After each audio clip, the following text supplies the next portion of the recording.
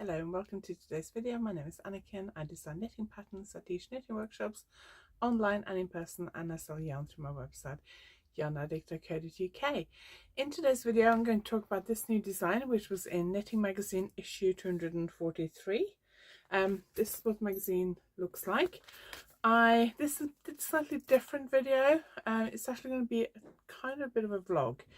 So I decided to do a vlog covering it from a design from commission to finished. So I started this was last December. Deadline was in January and it's now May, and it was published about a week ago, I think. And I wanted to kind of film a vlog from when I submitted the design and then working through the design, all that kind of stuff. And I started off filming and I didn't film as much as I'd hoped. So I'm going to share the clips that I did film, and then I will come back and talk to you about the actual design and some details about that. I'll tell you my views about the yarn, and I'll also show you a bit more of this magazine and some of the other things that are in this issue, because it looks really, really good, and there are a few things that I'm really excited about reading. This arrived while I was on holiday. I've just come back from holiday last night, so this came while I was on holiday, so I looked through it when I was having lunch just now, and there's some really exciting things I want to read, so I'm looking forward to sitting down and reading this hopefully over the weekend. I hope you enjoyed this video. If you like it, please give it a thumbs up, and if you haven't subscribed yet, please consider subscribing. It really helps me to grow my channel, and I'm ever so grateful. If you are already a subscriber, thank you very much, and if you haven't subscribed yet but you will subscribe now, I really appreciate it. Thank you very much. So I'm going to pass you back to me in December. I decided I was going to do a video taking you through the design process from idea to submission to the magazine, to acceptance, to the yarn arriving, to me knitting it and finishing it and sending it off, and then the magazine arriving and seeing the final products. So I decided to do this for Knitting Magazine because it's the pattern I'm published in most often, and I I've had a pattern in every issue for the last at least a year, maybe 18 months now, which I'm really, really grateful for. So I thought I would choose a submission to Knitting Magazine just because I feel like there's a higher chance of me being accepted. Except the last submission deadline for Knitting Magazine was actually when we were on holiday in Scotland in November. So I'm filming this on the 2nd of December. So a couple of weeks ago, no, week and a half ago, we came back from holiday. Just after a few days after we left for a holiday, I had a design email from the editor of Knitting Magazine with their latest design submission, and I had actually kind of anticipated that because I knew she hadn't sent anything out for a while, so I kind of anticipated that. So I brought some yarn and needles with me. I also had a design submission the day before we left from another magazine, so I brought some stuff for that. Brought all my sketching stuff and everything I needed with me, but obviously I didn't know the theme, what kind of colors, what kind of ideas were going to be in like the theme in the Pinterest board that she sends out. So I just brought some random colors with me, and then I thought I'll just have to say sorry, I haven't got the right colors, blah blah blah. Anyway, one of the colors I brought with me was this really bright green color, and when the design submission arrived, it was, the theme is basically green. It's for a spring issue 243. Can't remember when it's out, but it's a spring issue, I think, and the theme was basically bright green, which is a very on-trend color. So this is a sheepies yarn. It's the Marina Soft, I think it's called. I used it for a sweater, which is here somewhere. Oh yes, there it is. Let me just grab it. So I used it for a sweater that's just been published last month in issue, I think, 237 of Knitting Magazine. I had some yarn. This has beads on it. That's up there is beads. I had some yarn left from that, so I took that with me and I used that to knit the swatches. So the two ideas I came up with, so the editor of the Knitting Magazine normally sends out a link to a Pinterest board where she gathers some ideas to kind of convey what her idea is for that issue, kind of like the feel of the issue. And I find those different editors do it differently. Some of them just send you like a PDF. I find them really difficult to interpret and guess what they want. But this is basically green. So I knitted 2 swatches, 2 ideas. For one issue I would normally do 2, occasionally 3 ideas. So I did 2. So this swatch, which has, there's actually a slight difference, I don't know if you can see it, but from here below there was like a row in between each little motif, lace motif, which I didn't like. So from here up I took out that row and I like that much better. And it's that top pattern, this one, that I'm using for the design. I also knitted a cable swatch for a different idea, but that didn't get accepted. So I'm just going to grab my notebook. So after I knitted up the swatches, I sketched it out. I just drew out the stitch pattern in my squared notebook. So I have one of these squared notebooks on my desk, and I have one on the coffee table in the lounge. This one even matches the colour theme. I buy these in Spain because we've been going to Spain regularly for 20 years now. I buy these in Spain because they are squared paper and they are spiral bound, and you can get them in the UK, but they're more difficult to get in the UK. So every time we go to Spain, I just buy 2 or 3, and I have a bit of a backlog of them now because my parents have sold their flats, so we won't be going to Spain again for a while. And then I do the sketches. Now my sketching is really, really bad. Is that the right sketches? Let me just check. Yes, my sketches are really, really bad. I'm not very good at sketching at all. So I knitted the swatches while we were away in Scotland, but the deadline was the day, I think it was the day we were coming back. So I actually emailed and said, could I have a day extra, because I just didn't have time to do it all for the last weekend we were in Scotland, because that was the wedding and then Edinburgh and things. I have a vlog from Scotland, because when you see this, it's going to be like 6 months later. So if you're interested, I will link to that below. So that was one sketch. My sketching abilities are really bad. So what I do is I have like a little, this notebook is from Paper Chase. It's a dot grid notebook. Don't think you can see that. So I got this little croquis that I printed out, and I put that under the page. The page is light enough that you can see this under the page, and then I draw over it. I draw the shape over it. Let's see if I got one that hasn't been drawn on. Yes, like that one, you can see it a bit better. So that one, I think you can just about make out the pencil lines. I draw it with pencil first. That's the shape of the figure, and then I draw the garment on top. And I'm not very good at doing this. Let's see if I got anything else that I can show you. Yeah, I'm really bad at doing this basically. So yeah, it looks a bit like that when I start off. And then I add as many details as I can. I see the sign that you do like computer drawn drawings with like they've added all the stitch pattern and you can see the cables and lace or whatever. I can't do that. So that's this cable one. And then I also do a little schematic just for size 10 where I write down the rough sizes so that she gets some idea of what the size is. And that's the one for the design that I got commissioned, the lace one. That's the schematic for that. So my design submissions are very basic. It just shows that you don't have to be brilliant at sketching, but sketching is like the last thing I do. So normally I will come up with the idea, I will draw out any stitch patterns in my notebook. I can do it on the computer, but obviously with my notebook, and then knit the swatch, block it, take a picture of it. Then I come upstairs, grab my notebook. I've had different ones over the years, but that's my current one. Do the sketch and the little schematic just for size 10. Then I photograph that, upload it all to my computer, edit the images, and then I put together a 1-page, I try and stick to 1-page PDF where I write a description of the construction method, any design elements, things like that, and also what yarn I recommend using. And then if it has a stitch pattern, I've started also, I didn't used to do this, and then sometimes I couldn't find the stitch pattern in my notebooks afterwards, because some things don't get commissioned for months.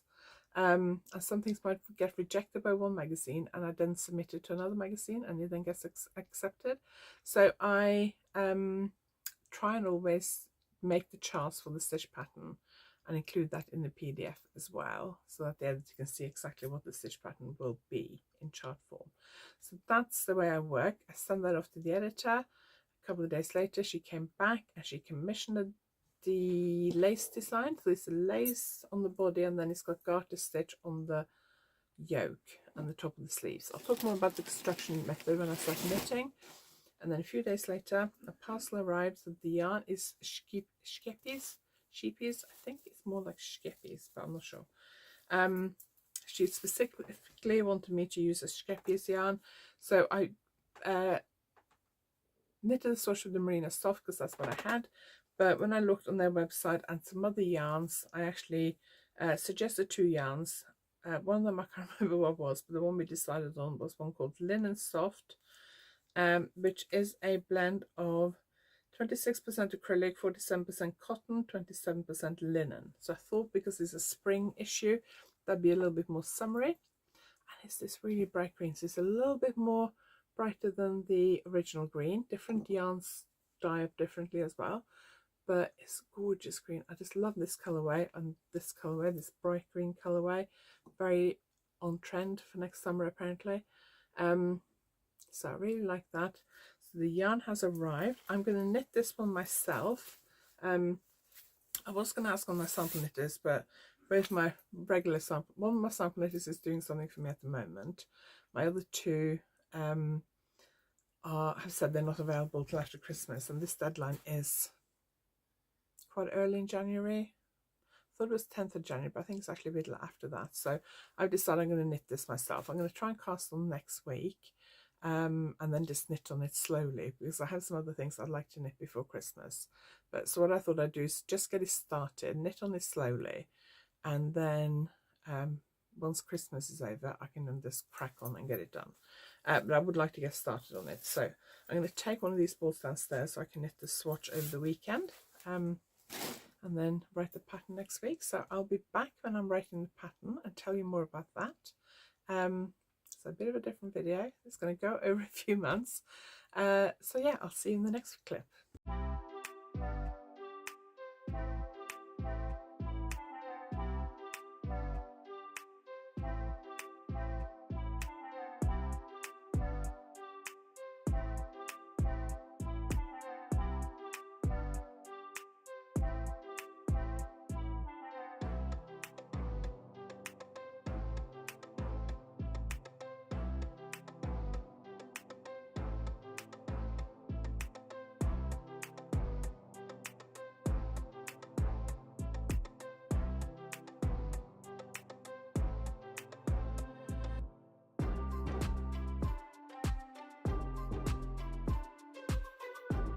So I'm sitting in the car outside my mother-in-law's care home.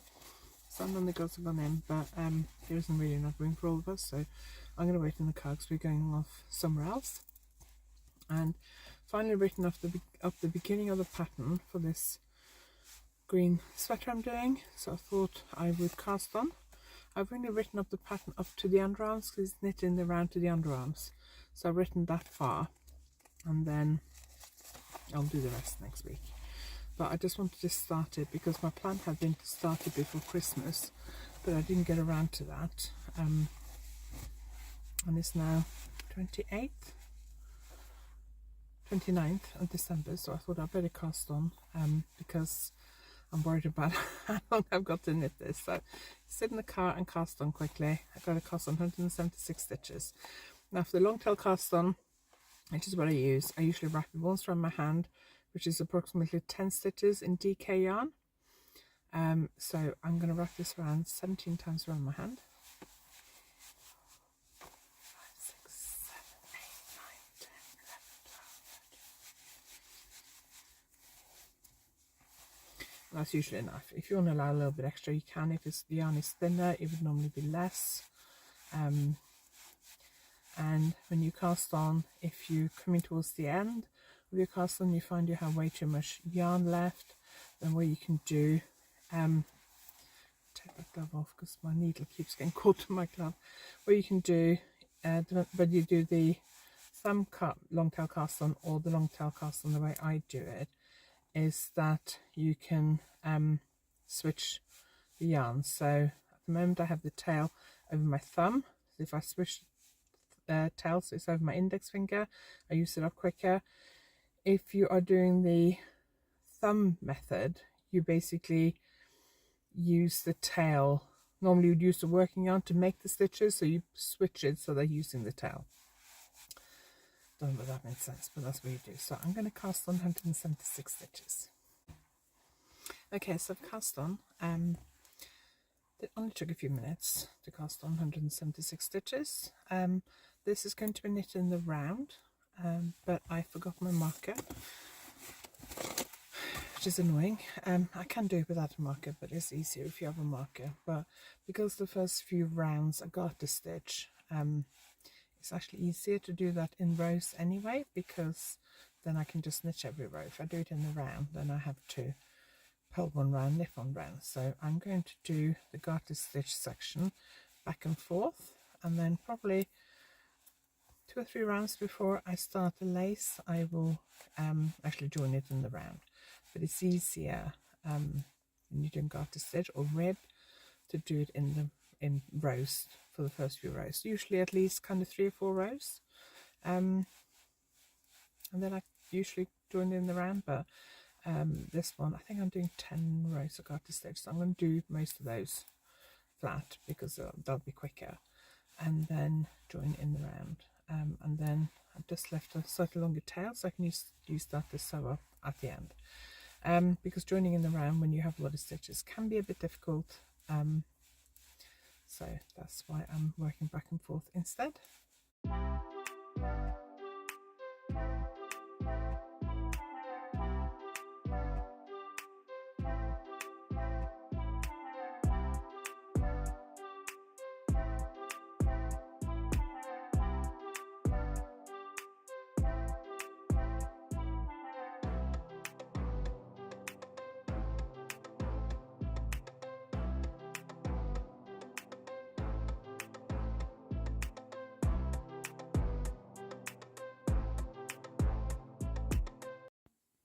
It is 1st of January now, and I've been working on this for a few days. I haven't worked on it a lot, to be quite honest. I have been working a lot of my crochet blanket, and I haven't worked on this as much as I probably should have.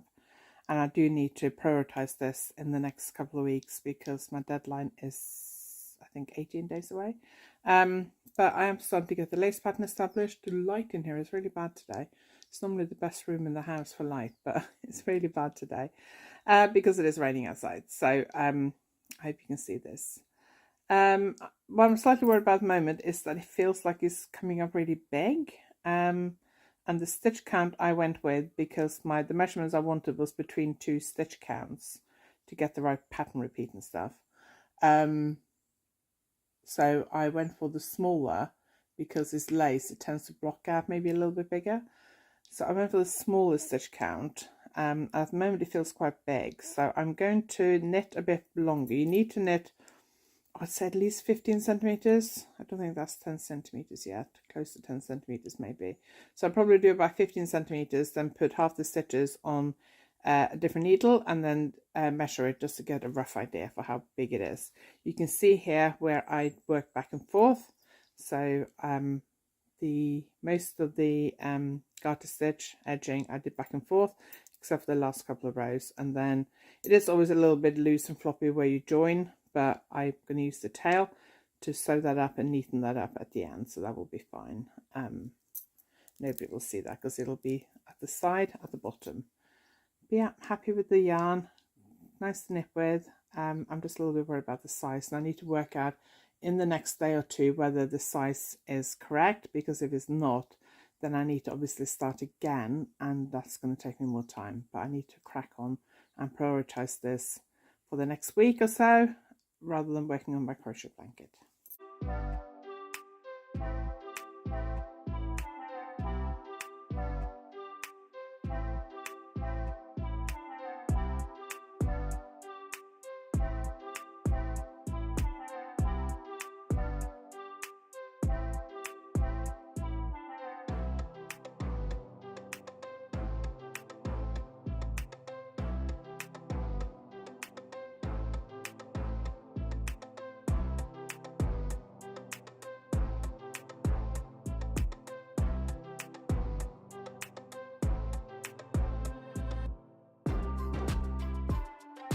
I didn't film any more of the actual knitting of the garment.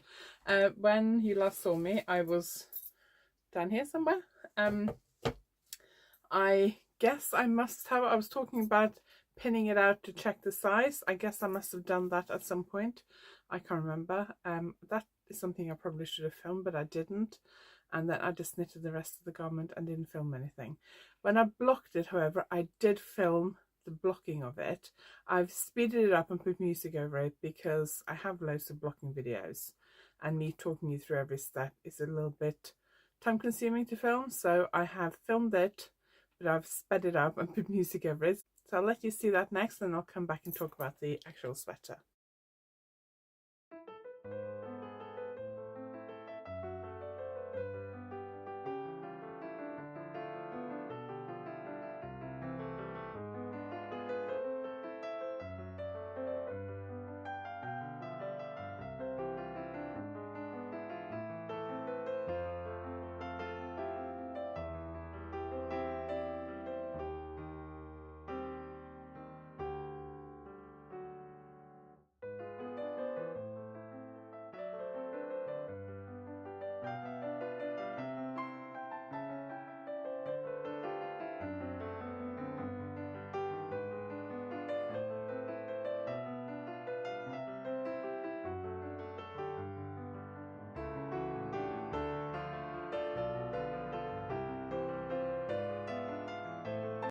So this design is worked from the bottom to the top. It's my favorite construction method. Oh, now I lift that up, you can see the mess I piled up behind there. Never mind. So I started at the bottom, I knitted in the round to the underarms. It has lace just before the underarms, and then it changes to garter stitch, and then there's about, I don't know, 1.5 inches, something like that, worked before the underarms, and then you split front and back, knit it separately to the shoulders, join the shoulders while working a 3-needle cast off, and then you pick up stitches around the armhole and knit the sleeves from the top down. They're short row sleeve cap shaping across the sleeve cap to give you that kind of fitted set-in sleeve shape. And the short rows are done in garter stitch, so because you're working back and forth, you can just knit every row, which is great. I do have a video on how I do the short row sleeve cap shaping. It was one I filmed a while ago, a couple of years ago, maybe 2.5 years ago, on a design that I was working on at the time. I think in that video I do German short rows, and I've actually changed now and I do wrap and turn short rows now. But if you're familiar with wrap and turn short rows, you know that you would normally pick up the wraps. I don't pick up the wraps, and it looks great. You can't tell that you haven't picked up the wraps. So I may have to film another video at some point and show you both and the differences between both. But I will link that video below. If you haven't done this before, don't worry about it. It's really easy, and don't worry about it. And then the sleeves, after the sleeve cap, you join the sleeves to work in the round, and then the rest is done in stocking stitch with garter stitch at the hems and around the neckline. So at the end you pick up stitches around the neckline and knit the edging, and then you just weave in your ends and block it and you're done. So no sewing up or anything like that. This is my favorite sweater construction, and I must admit I seem to be using it on almost everything at the moment, which I don't know whether that's necessarily a good idea either, but I've just been working on the new design submission this morning, and I'm like, I'm doing the same construction method again. I really like it. If you wanted to customize it and make the length either longer or shorter, you would need to work the lace section, either do more lace or less lace, because that's what determines the length really. And on the sleeves you can try it on as you go and knit the sleeves the length you want to. This is 3/4 length sleeves. So let me show you the photographs in the magazine. This was a kind of green issue. The theme was the color green, if I remember correctly. This, I'll talk about the yarn in a minute, but I really like the yarn and I love that color. So this is the photograph, main photograph in the magazine. I must have made one of the pictures they share in the pattern section I actually think is better, but that's just my personal preference. I will find the pictures that was in the pattern section because I did actually prefer those. Okay, so it's difficult to show this without showing any details of the pattern. So that is the design pictures on the model standing up, which I really like. And then there's a couple more pictures, I think. Yeah. And then there's some more pictures. It's not easy to show you these, but without showing everything. And then it's back at the bottom here. So the lace pattern is all the way around, front and back, and the garter stitch as well is on the back. So that's what the back looks like. Hang on, it's kind of slipped down a bit. There we go. The yarn this is knitted in is the Skeppies Linen Soft, and it has 26% acrylic, 47% cotton, and 27% linen. And I don't know whether you can see that easily actually on the video, probably not, especially because the colour is so bright, it takes away a bit of the detail, I think. But you can tell that there are different fibres when you look at the yarn. I think linen quite often stands out in the yarn. I would say the yarn, I mean, it looks smooth when it's knitted up, but it does have that's just kind of like a hint of texture in it, which I really like. And I obviously have done lace, I've done garter stitch, and I've done stocking stitch, and I like all of it. It doesn't have like a super even stitch definition. Don't know how easy it is to see that, because the blend that the yarn is made from, the stitch definition is not going to be super even. That's quite normal with yarns that have linen and cotton in it, I think. But it is, obviously I've done different stitches here in the lace and the garter stitch. Having super even stitch definition doesn't matter as much. It matters more in stocking stitch, but it has got that sort of slightly rustic feel and look to it. It is soft. I mean, it's called linen soft. I wouldn't say it's as soft as a pure cotton yarn, but linen is a little bit rustic, and I think that's probably why they've added a reasonable amount of cotton to it to improve that softness, because linen can be a bit rustic. I'm not a huge fan of linen on its own. I do prefer linen as a blend, and I've tried a few linen blend yarns now, and I must admit I think this is one of my favourites. It's a fairly affordable yarn. I tried to find some prices on the online for you, and it does vary a bit. I don't think it's super easy to get hold of it. I had just a quick Google. I only looked at the first page of the Google results, and I must admit not too many places came up. But if you know somebody who stocks Skeppies and you want this yarn, then contact them and see if they'll get it in for you.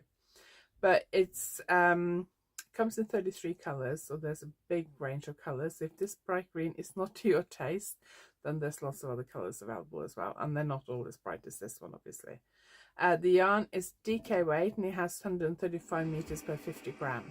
If you can't find this yarn, then obviously Skeppies do a lot of other yarns, so you can always look up one of their other DK yarns, and as long as the meterage per 50 gram is roughly the same, then hopefully you should be able to get the same tension, and you should be okay just substituting. So when you substitute yarn, kind of like a very quick, super quick guide is you have to match the tension. So you do have to knit the tension square and make sure that your tension matches. The tension is given in the pattern, so you need to look at that and match the tension. And if you look for a yarn that has about the same meters per ball size, so this is 50 grams and it has 135 meters per 50 grams. So if you look for a yarn that's similar to that, hopefully it should knit up to about the same tension. Obviously, you know, you always should check your tension when you knit something, and you may have to adjust the needle size for your individual tension. So that is all I want to say about the design, I think. I really like it. Again, I wish it was my size. I always say that, but that's the truth. So let's have a look at the magazine and show you some of the other things in the magazine. I'm going to be fairly quick today because this video will already be fairly long, but there are a few things in here I really, really like. So let's just have a quick flick through. It's got some news pages and like favorites type pages, and then it's an article which I really want to sit down and read, and it's crafting in a changing climate, and it looks at the idea of temperature blankets, climate wraps, climate things. So there is a lady here, I don't know who it is. I've got a feeling I follow her on Instagram actually, but I can't see it. Oh yes, here it is. Charlotte Newland, winner of the Great British Sewing Bee in 2016. She knitted a dress-length version of Vera Velimaki's Still Light tunic in shades depicting the temperatures in 2022. That's that dress there, which is gorgeous. I do follow her on Instagram, and she's a brilliant knitter. And I don't know who the... Oh, this is the Tempest, and the main photograph as well is the Tempest Tapestry project. And on the back, I haven't read this yet because I just came back from holiday last night. But on here, it has 3 different kind of temperature type blankets. It's got the Tempestry project, and then it's got Soraya Hussein's climate wrap, I think it's called, and then Josie George at the end here. Soraya Hussein, I will link her Instagram account below because she's doing like a climate wrap, and it's absolutely gorgeous. I think it looks like she's doing like a 10-year version. Don't know if that's a wrap or a blanket, but it looks absolutely beautiful. And the ones they're shown here are knitted, but she also does them in crochet. I haven't looked at the pattern or anything, but I will link her Instagram account, so if you're interested in that, go and take a look. She also does amazing beaded jewellery, and I know she does like beaded knitting workshops because she teaches them at the Knitting Hotel, where I also obviously teach a lot. So there are lots of kind of temperature type blankets and wraps and different things around. So idea is that you log the temperature every day for a year, and then you allocate certain colors to a certain temperature range, and then you knit a row or 2 a day or something like that. If a full year project is too big, you can also use these ideas to make something like an advent calendar blanket. So if you have an advent calendar that I haven't used yet, you could use these patterns to make like an advent calendar shawl, wrap, blanket, whatever instead. And then it has another one who I follow on Instagram, Dee Hardwick. Her work is amazing. It's got a big article on her, which I'm also looking forward to reading. And he has pictures from her studio, and to say I've got studio envy is putting it mildly. Look at those colours, it's gorgeous. I really wish I had more space in my studio and I could make it really pretty, but just don't have the space. But yeah, these photos are just amazing. Her work is fabulous. I will link her Instagram below as well, and her website, because she's beautiful. She does some amazing, beautiful work. And then there's an article about silver screen knitting. So it's an article about an 83-year-old Irish knitter who's gone viral after creating stunning jumpers for an award-winning movie. The movie looks like it's The Banshees of Inisherin, is that how you pronounce it? I've heard about it, but I haven't watched it, so that's also interesting. And then another article, like every article in this issue is really good. This is a young company I've not heard of before. It is Chroma Nima. Vicky Streeter introduces her hand-dyed sustainable cashmere, and it looks gorgeous. She's got this colourful triangle, and some other pictures say it looks absolutely gorgeous, and I'm definitely going to be reading that article as well and checking out her yarn, her website, and see what they're like. And then there's like some book reviews and things, some designs. That's the cover design, which is by Brona Miss Kelly. The shawl is by Brian Smith, and then there's my design, and this top and skirt combo from Joe Walport. And then those 2 designs. I love that lacy top. That's by Pat Mancini. Oh, both of these are by Pat Mancini. Gorgeous. And there's some more. Just going to quickly flick through this. And then they do this style file where they take 3 designs and show the 3 different colours. So that's my design. Obviously I like the purple one. And then they suggest other things so you can style with it. Like that hat. I'm looking for, I decided after my holiday I could do it like a bucket hat to wear in the sun. And then there's a few other, there's other kind of regular columns and things, and then all the patterns at the back. And then at the back it's Pearl of Our Town's column, and this month she embarks on a Copenhagen yarn adventure and wonders how the Danish managed to knit so much. So I'm looking forward to reading that, because we used to go to Denmark on holiday all the time as a child, and I've been to Copenhagen, but not since I was a teenager, I think, and I would like to go. It is on my list of places I'd like to go to, so I will read that and make note to any yarn shop suggestors, so if I ever make it to Copenhagen again in the near future, I can take a look. So this magazine is in the shops in the UK now. By the time this film is out, it's probably been in the shops for nearly 2 weeks. You can also find it on their website, so I will link that below. I don't know if they do digital copies or not, I'm not sure, but I will link their website below and you can go and check that out. You can also search for them on Twitter and Instagram. So this is my design for issue 243 of Knitting Magazine, knitted in Skeppi's Linen Soft. I hope you enjoyed this video. If you liked it, please give it a thumbs up, and if you haven't subscribed yet, please consider subscribing, and I will see you next time. Thank you for watching.